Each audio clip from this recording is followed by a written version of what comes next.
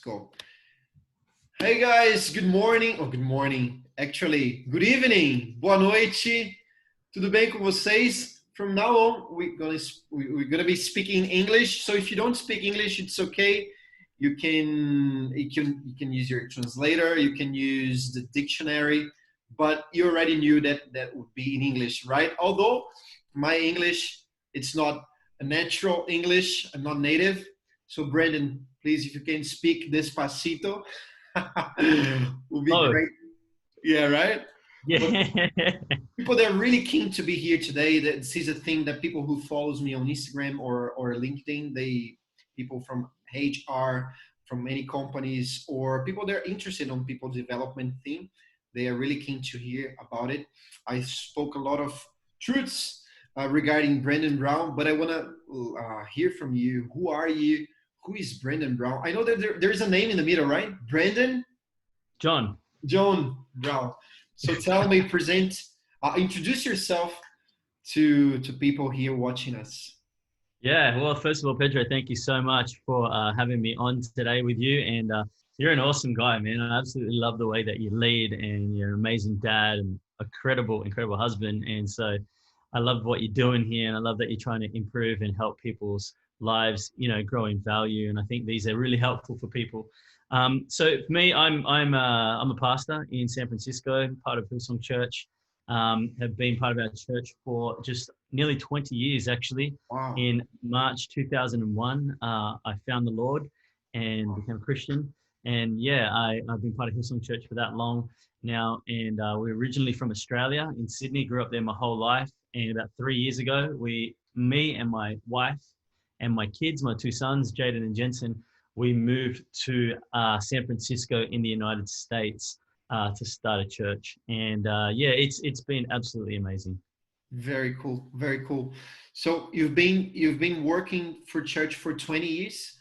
Yeah. That's really cool. And there might be a lot of people watching us here, and you may be thinking, yeah, but I'm not from any church. I know, Pedro, that you go to the church because you keep posting things about church on your IG or Instagram. But what does it mean to lead people and to build people on my setting, on a company, on the corporate world? So is there a relation, Brenden, between church and the corporate world? Are there connections that we can make when it comes to build people?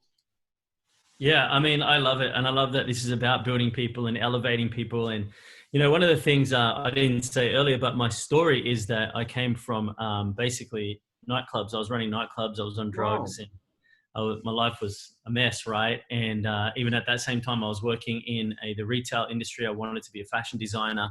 And so you're always working with people. No matter where you go, you're working with people. Whether you're in Yeah. church, you're working with people. Whether you're in school, you're working with people. Whether you are at home, you're with people. Whether you are, going to the shops, you're with people. And I think this is one thing that really is my key thing, is that people matter. Like, right? No matter their skin color, and that they matter. People are important, and they're valuable, and they're unique, and they're different, and they're individuals. And I think that's the important thing. And the thing that I love about, obviously as a pastor, but more than that, a Christian, is that I have these two relationships that are really important in my life: my vertical relationship and my horizontal relationship. Nice. Right? It's almost like where they intersect, and I call that the cross of life. You've got this relationship. For me, it's a spiritual relationship with God, but then that helps my world perspective on how I deal with people. And we all live in different cultures. Even businesses have their own culture, and they have their own way of doing things. But I think if you're a business leader in here, if you're somebody who leads teams, I think the key thing is not task. The key thing is people. Yeah. And, it's about relationship. It's about investment. It's about who are you elevating? Who are you raising up? Not who are you trying to get to do your stuff, but like, who are you actually giving value to? Because by serving somebody else and adding like your heart or your service to them, what it does is elevates their life, but ultimately it elevates yours, because you become the bigger person, because you're trying to see someone fulfill their potential. One of the most amazing quotes that I love is our global senior pastor, Pastor Brian Houston. He says this. He goes, "May our ceilings, which is the roof, be the next generation's floors, which Wow. means, what we do now and how we treat others is going to be determined. We're going to set that up for our children and the way that they see people and the way that they treat people. And so I think you can't see people as a commodity. You got to see people as an investment.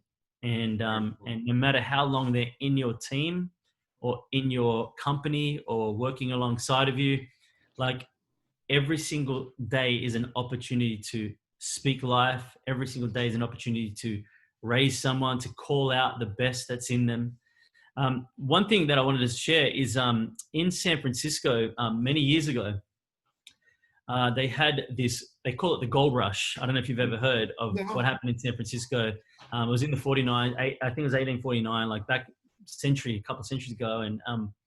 And what happened was that there was people who were digging for gold. Oh, And wow. they found gold in a place called Eureka, which is actually probably about an hour and a half from where I am right now, Okay. in the northern Californian hills. And so what happened was 300,000 people migrated to San Francisco area Wow. just so they could literally find gold, treasure in the dirt hills of Northern California. And I use that as an analogy because people are so passionate about going after treasure. But do you know how much treasure is inside of somebody that you're sitting next to? Absolutely. And what we have to do as leaders is we actually have to look through the dirt, so to speak, the hills, the mess of somebody's life and go, what's the gold in them? What's their gift? How can I help evoke that beauty? How can I help release that talent? How can I help them become better? And by doing so, you are actually unearthing gold, treasure, so to speak, inside of someone. And that's what the Bible talks about. It says that we have this treasure inside of us. We're just earthen vessel. We're like the mess. We're the dirt. But inside of everyone, God has placed gifts. He's placed talents. And I feel like it's my responsibility as a leader to help lift people and to even call out the gift on their life that they may not be able to see, or maybe they don't believe. That's very important when it comes to a leader. I think, again, as a Christian pastor, I'm going to speak a little bit about the Bible, so I hope that's okay. But you think about David, right? There's a story of this king named David, and the story starts with David as a shepherd boy. And what happens is a prophet, Samuel, he comes and God tells him that the next king of Israel is going to come out of a certain family. Right. And so this prophet comes and he meets the father named Jesse. And he says, I need to see all your sons. And so Jesse brings all his sons and stands them before the prophet. And one is handsome, the other one is tall, the other one's strong. And he's looking at all this physical appearance, and God says, no, no, no, no, no. And then Jesse says, well, is this all your sons? He says, there's one. Yeah. I mean, he's just out the back. He's tending the sheep. He's really a nobody. I mean, he's only young. He doesn't understand yet. And so he says, can you bring that boy here? And as soon as the prophet sees him, it's almost like his heart leapt, and God says, this is the king. Wow. And so when the world sees a boy that they're not even going to bring to the table, God sees a king. Right. Right. And I think that's where we have to look beyond the exterior of someone's looks and their physical appearance and how good they are, how tall, how strong, how educated, because it's not about that. What it's about is a leader. Their responsibility is to influence and to raise, to influence and equip. And so I think as a leader, for me, that's my big thing. It's like, as a church leader, but I'd be the same if I was running a business as well. It'd be like, it's about people, right? And so I would be not just thinking about, if you were working for me in a business, Pedro, I wouldn't just think about you. I would think about, how's your wife? How's your kids? Are you doing okay? Because my responsibility is to make sure, if you're under my leadership, that I take care, that I nurture, and I raise you to become all that you can be. Very cool. Okay, guys, just a quick recap then, because some of you might have not followed everything, which is fine. But let me bring some perspective from what Brenden said. First thing that was really stuck to me is, don't see people as commodity, but you can see people as an investment. I know that for some companies, for many companies, especially if you are you work for the responsible area for hiring people, you're going to see numbers, you're going to see codes, but behind the code, there's a name, there's a person. So see this person as an investment.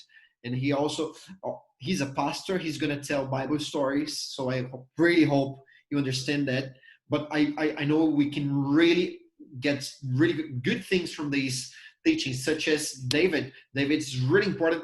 Whatever you're a Christian or Jew, or you have no religion, but David is someone very special for the Jewish people up to this day. So this guy, he was chosen not because of his appearance, because of who he was or the way he talked, but he was chosen because someone saw treasure on him. So my question for you is, if you're leading people, are you seeking treasure on these people?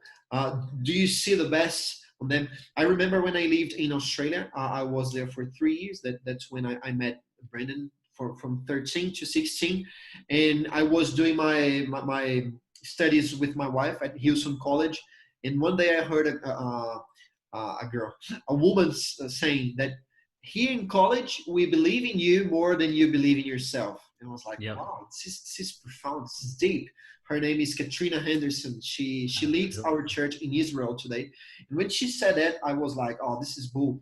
But that actually wasn't bull, because during this journey in college, you would feel sometimes homesick. You would feel you were not capable, but you would literally see people believing in yourself more than you would believe in yourself. So my question is, who in your team you believe that you can say, hey, I think I believe in you more than you do. So let's turn you around. What can I do for you? How can I help you? So from what you've been saying, Brenden, so in order to be a good leader, we gotta care about people, right? Is there a way to lead people but not care about people? Is it possible? Yeah. Yeah, look, I think that's amazing what you said. Going back to that illustration about San Francisco and the gold in the hills of Eureka. Right. And so I could sit here and be an hour and a half away, but I'll never discover that treasure. Why? Because I'm not getting close enough to the hill. But if I get close enough to the hill, guess what happens? It's going to take time to discover that treasure. It might take a little bit of work, might take some conversation, it might take some unearthing of some stuff, and even get a little bit dirty. I always say, if you're a good leader, a shepherd, which is a good leader, he always cares for his sheep, but a shepherd always smells like the sheep. I feel like so many times in leadership, what you see is this distance and Right. this irrelevance, because they don't know how to think like a sheep, speak like a sheep. And so there's a disconnect in leadership and you get frustrated. But when you get close enough and you choose to invest into somebody, you start to discover their story. But more than that, you start to discover, wow, there's actually something amazing in this individual. And then you do it to the next person, you see, oh, wow, like this person's different. And Right. yeah, there's something beautiful inside of them as well. And you've got to look for it. You've got to look for it. But I think when it comes to what you're talking about, I always say leadership is either transactional or it's relational. Very good. What do I mean by that? Transactional or relational? If you treat your team like a bank account, if you're not investing money into that account, there's only so much you're going to be able to withdraw, right? Cool. Very cool. Before you go into overdraft. But if you're investing, then you can keep withdrawing as much as you need, because you keep investing. And so people want to be invested into. They're looking for mentors. Our world is crying out for father figures. It's crying out for mother figures. It's crying out for leaders that are going to love people and raise people to be all they're called to be. And so if you're looking at leadership as a transactional thing, you'll only last a certain amount of time in leadership, and it'll be very positional leadership. So what do I mean by that? When someone is given a position, so for instance, I am the pastor of our church. That's my leadership title. But if I rely on the title, that will only last so long. Yeah. It has to change from not me saying I'm the pastor. It has to translate to people saying he's my pastor. Makes sense. And how does that happen? Through relationship. See, your people will work for you and work for the company that you're running if they know they're loved and valued and heard and cared for, because you've invested into them, and because you've invested and deposited into them. Then what they do is in return go, I'm gonna back this. I'm gonna believe this. Even if I don't understand it, I'm gonna just say, you know what, I trust him. And if this is the call that the company's taken, or this is the direction we're taking as a company, then you know what, I trust him because he's got enough runs on the board. And so, again, you said it, I think earlier, it's like people don't care how much you know until they know how much you care. Can you Right? repeat that, please? People don't know, people don't care how much you know until they know how much you care. Em português would be: as pessoas não ligam para o quanto que você sabe, até que saibam que você se importa com ela. Muito louco isso, né? It sounds so much better in Portuguese. Yeah, right? We could do in Portuguese maybe one day. Tudo bom. Tudo bom. Yeah. So, so I think there's transactional, right? That's transactional. And then there's the relational. And that's where I think, especially this generation, they need relational leadership. And the younger generation, they don't like being told. The millennials, they don't like being told, but they are seeking truth and they are seeking mentorship. Yeah. And if they know you care, you'll become a father figure, you'll become a mother figure to them, you'll be a leader that shapes their destiny. And so I think there's a generational shift that happens in leadership. And you see it every generation. It's the older generation are passing the baton to the younger generation. Whether it's handing over a company, whether it's expanding a company, whether it's handing over a church or expanding a church, or whether it's whatever it is, there's this baton that gets passed. And in a relay race, when people are running in the relay races, they carry this baton. And as what the key thing about those relay races is not just the run, it's about the shift or the change of baton. And so often what I've seen in leadership is the baton gets dropped. Yeah, that's true. Or it gets misrepresented, or it gets, used the wrong way because it hasn't been coached through, it hasn't been taught through. And that's why I love our senior pastor as, obviously in business terms, he's my boss, but he's obviously our senior pastor. So he'd be the CEO of Hillsong Church, I guess you could say, but he's not.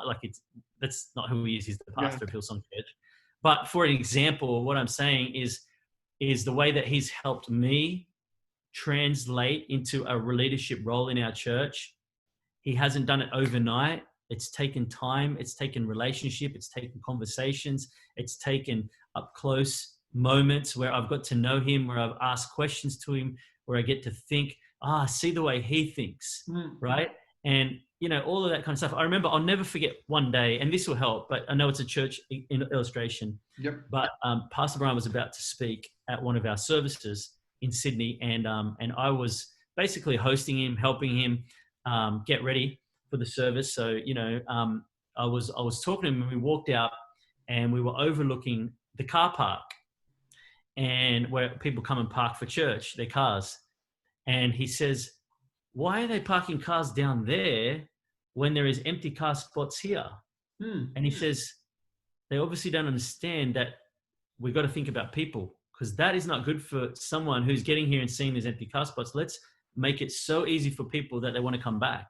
Right. And I think about that in a business terminology. And it's like, when people walk into our store, are we making it easy for them to come back into our store? Right. Or do we shut the conversation down straight away because we ask the wrong questions, or because we seem insensitive, or when we're putting stuff out like a new product on online, or whatever we're doing?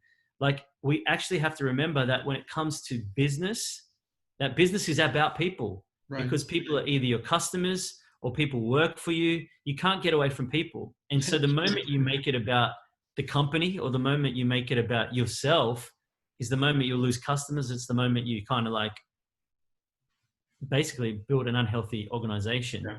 And so if you always make people the prize and you serve them, I once heard someone say, service is the key to greatness.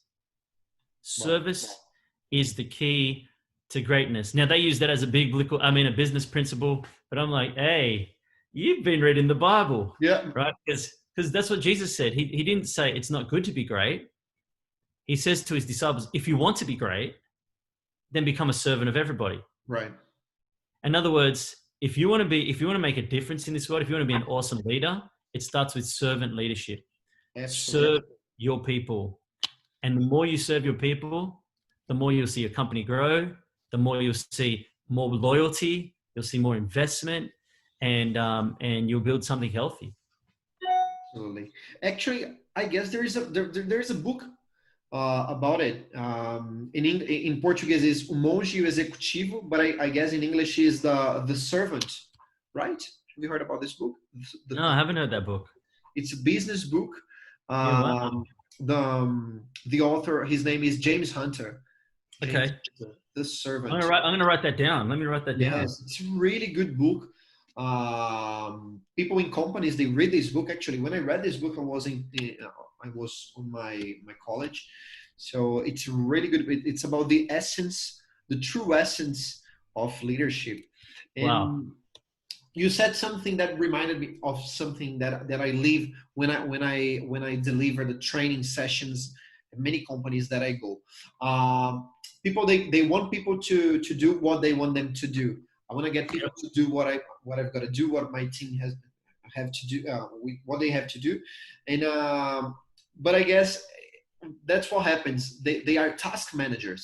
They are task managers.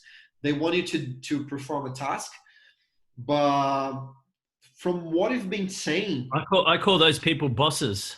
yeah, right. They're a boss. They're not a leader. That's true, because if you're a task manager, okay, we gotta get things done. We gotta perform results, goals. It's okay, but why not looking at people and being a people leader? And then, because I guess if you're a people leader, if you care about people, naturally they're gonna perform. They're gonna deliver, right? Well, it's like, you know what it is? It's like if you're a leader, right, and you're not looking at holistic. So when you look at, say you're my staff member, again, I'll use it as the analogy. If I'm just looking at you and how you're working for me, and I don't care about your wife and your kids, then there could be stuff going at home that's impacting you and affecting the way that you're working. And if I'm not aware of that, then I'm going to treat you differently, right? But then when I know what you're going through, there might be a bit of grace there. It's Right. like it'd be like someone playing soccer, professional soccer, right? And they have they're a player, and all you see them as is a player, but they are not talking about the hamstring injury they have. And if you don't know your player that he has a hamstring injury, then you're going to keep pushing him and pushing him and pushing him until either his hamstring snaps or he breaks down and there's a big argument. And that's what happens sometimes with a boss. A boss is someone who tells, but a leader is someone who leads. There's a reason it's called leadership, because you're leading people. Right. You know what I mean? And I think just some keys, like some thoughts I was thinking about when it comes to like individuals, how to make like that investment. Obviously it's time, it's discovering, it's conversations, but the little things that you could do, which Is it me?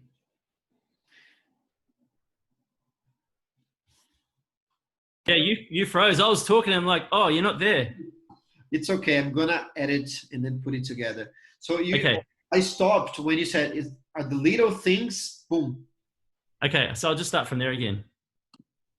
All right, go. Okay, so what I was saying, it's the little things that make all the difference, you know. And so, for instance, remembering someone's name. You might have a big company, but learning to remember names is very, very important. Learning anniversaries, like birthdays, like doing something special, making people feel important. It's Right. such a powerful thing.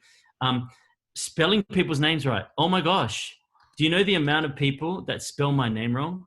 Really? And to me, it's value. It's like I feel like sometimes it's like, oh, I just couldn't take the time to actually write his name correctly. Learn, right. You know, and I'm talking to myself too. I've got to learn this, but I think it's very important, because what it does is it values that. You know, they say in psychology that the number one word that people love to hear is their name. Yeah. And so if that's true, which it is, because it frustrates me every time someone spells my name wrong, right? It's Brenden, not AN or ON or BRANDON. Like people could spell my name all sorts of ways, but that's the way that my parents chose to spell it, right? So right. If people take time, I feel valued, because it's only a little thing, but it speaks high volumes of their character. And so I think it's really important to do that kind of stuff. Just even like random gifts, valuing people, appreciating them, voicing that your appreciation, hey, and publicly appreciating them. So like, hey, such and such did amazing work on this project that we've been working on, and I just wanted to give them a big kudos. Like, I think that's really important. I always say, if there's a problem, it's my fault. If there is some tension, how can we work on this together? When there's a victory, it was him or it was her that made this happen. And by doing that, you're elevating people, and people know already who made it happen. But sometimes it's just better to just elevate the person that has been working on it the best, so they're not discouraged and they're going to give you better effort for it next time. And so I think just valuing people, is really important. And it comes back to investment. Okay, if you're watching here, you're taking notes. If you like bullet points, I would put that everything that Brenden just said on point number 1, which is to be genuinely interested on people. People they'll get it if you're interested on them or not, which is fine. If you're not, they're gonna get it. If you do, they're gonna get it. I remember when I first met Brenden, it was in a Houston College lecture on my second year. And I was like, mate, I gotta have a conversation with this guy, like 5 minutes, doesn't matter. I gotta say hi and introduce myself. And that's what I did. I don't know if you remember. It was upstairs, actually. I was following you and say, hey, my name is Pedro, and I told you, and you're Brazilian. For some reason, you like Brazilians. And I love Brazilians. Yeah, right? And it was like, hey, let's have a coffee. And if you had said no, I would be like, oh, it's okay. But hey, nice meeting you. But you said, okay, let's see about it. Here's my number. I was like, wow, come on, give me his number. I was like, come on, I'm an adult, got his number. I won't be messaging him. So we had a coffee afterwards. I don't know if you remember that. We had a coffee near my house, actually, in Zetland. Yeah. And one day I was like, I saw someone calling everybody that there would be a powerhouse session.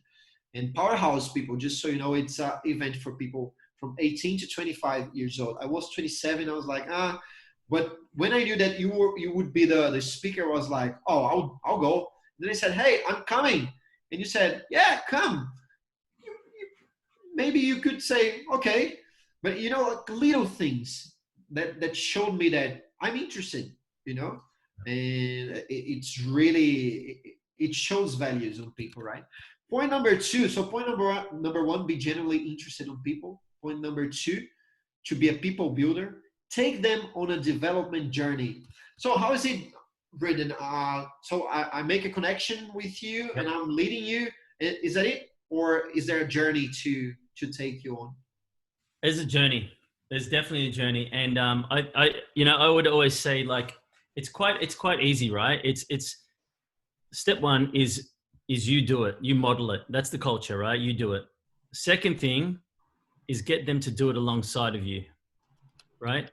That's where you give feedback. That's where you give conversation. That's where you ask understanding. Do you understand the culture here? Do you understand what's, you're teaching it. And what you're doing is it's more about what's caught than taught. Wow. Because culture is not just language. Culture is what we are and who we are. Right. And so every business has a culture, right? Yes, most businesses will have a mission statement or a vision statement on the wall. Mm-hmm. But I don't need to see the vision statement. I need to see the person leading this thing. Right. Because if I see it in you, then I'll believe it on there. I said to my team the other day, we were talking about this leadership thing. I said, a vision shouldn't be hung on the wall. A vision should be hung in your heart. Right. Very cool. Right. And if the vision's hung in your heart, then it's going to translate into the culture. Because culture is not what you say. Culture is what you be. It's the way you live. And it's like you just said, I felt like Brenden was interested because he did this, this, and this. Right. And so that's a culture where you go, oh, who's someone who's an interested leader or an invested leader? Automatically you go, Brenden is. Right. So then you can learn, what does Brenden do in this situation? And what that does is it empowers you as a leader to do whatever that is in that situation. Because you think, it's like that Christian slogan, WWJD, what would Jesus do? Right? And so you go, when it comes to leadership, like I often think, what would Brian do? Because he's my boss, right? Or I think if it comes to my finances, like what would, and whoever mentors me, my finances do? Or if it was my health, what would such and such eat? Or you know what I mean? Because success leaves clues, right? And so the first thing is you do it. The second thing is do it with them. The third thing is watch them do it. Now, there's a difference between watching them do it and doing it with them. Doing it with them is you almost have a hands-on approach. Watching them do it is release. Right. But not leave it so far away that you can't still correct and help navigate. Because some people go, I got it. And then they go off on their own. They're like, I don't know how to do this. Yeah. So you've got to be close enough to be able to help them, right? So it's you do it with them, watch them do it, empower them to do it. So, hey, I believe in you. I know you've got this. If you've got any questions, you can always call me. You're releasing them. Now you're not going to be a micromanager, which is the worst thing in the world. It's like all this hands-on. It's like, well, just let me be me. Like the reason you employed me is because you saw some gift and talent or skills inside of me. So let me bring my best to this company and have conversations when you need to. Absolutely. But get away from micromanaging because it doesn't create freedom. It doesn't bring release, doesn't bring innovation or creativity. People feel scared and intimidated that they don't want to make a wrong mistake. And then the other one I would say is after you've empowered them to do it. So you do it with them, watch them do it, empower them to do it, and then release them to do it with others, to teach others. Right. And it's a cycle. It is. Cycle. It's a discipleship. It's a pipeline. And it's like, this is the thing. How long will that take? It depends on the individual. Right.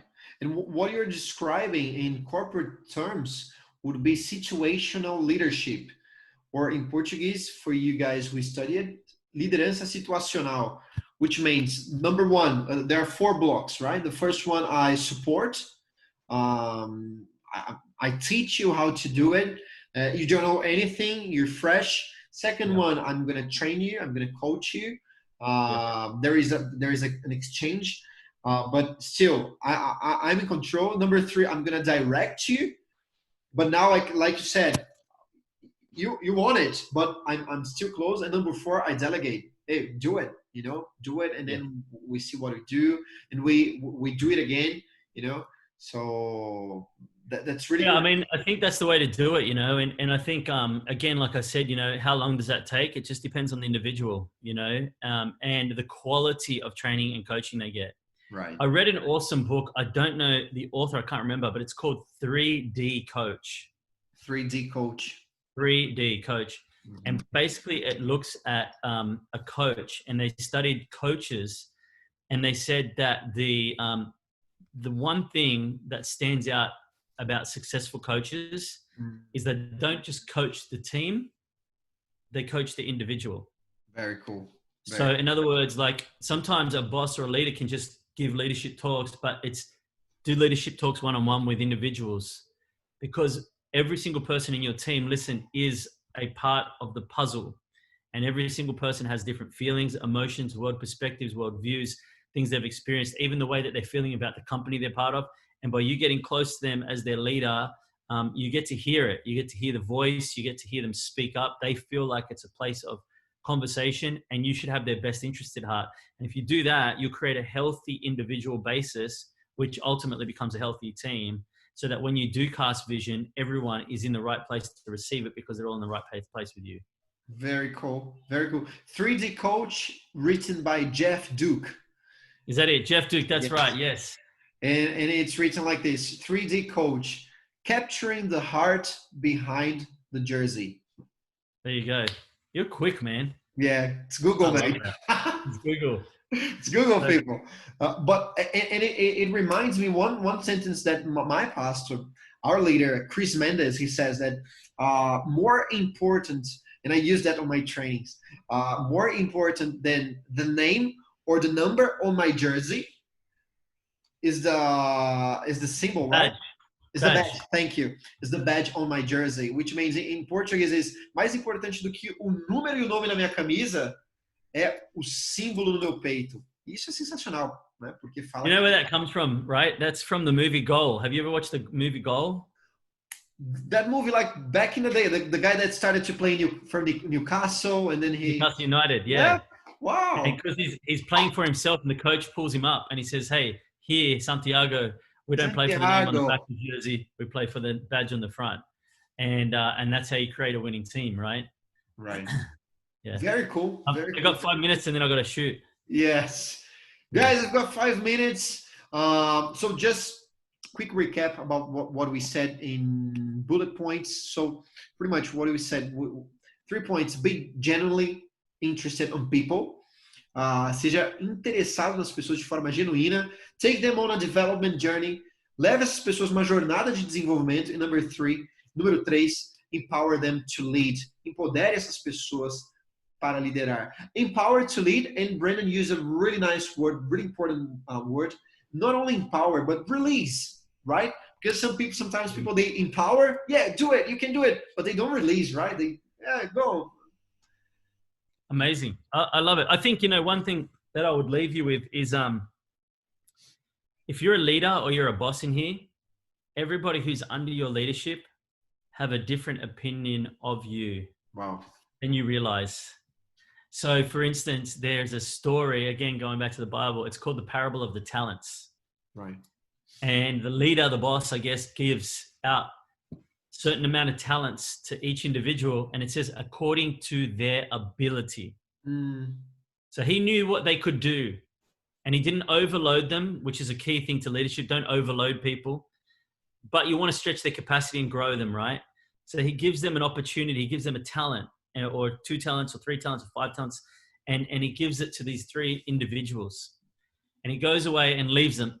And then what happens is, again, this is all about taking initiative as a leader. Like 2 of them actually took what they had, the opportunity that had been given. They innovated, they created, they were released, they were empowered, and they felt that. And so they doubled what they had. And then there was this one guy who the leader actually gave a talent to, gave him an opportunity.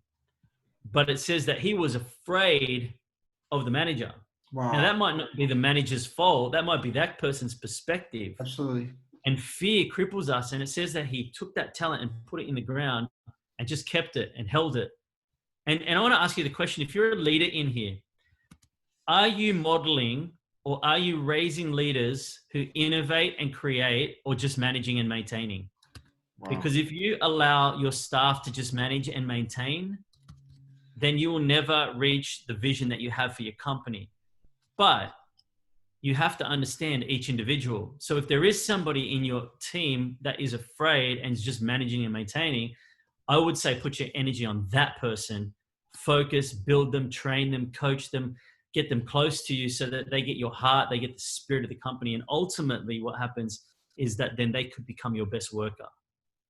And so I think that's the challenge today. It's like sometimes we can give people stuff, but we don't train them enough, or we don't know them enough. So we go away and we come back, and then we find that we're frustrated as leaders because someone in our organization is just managing what they've been given, and we want to see it flourish.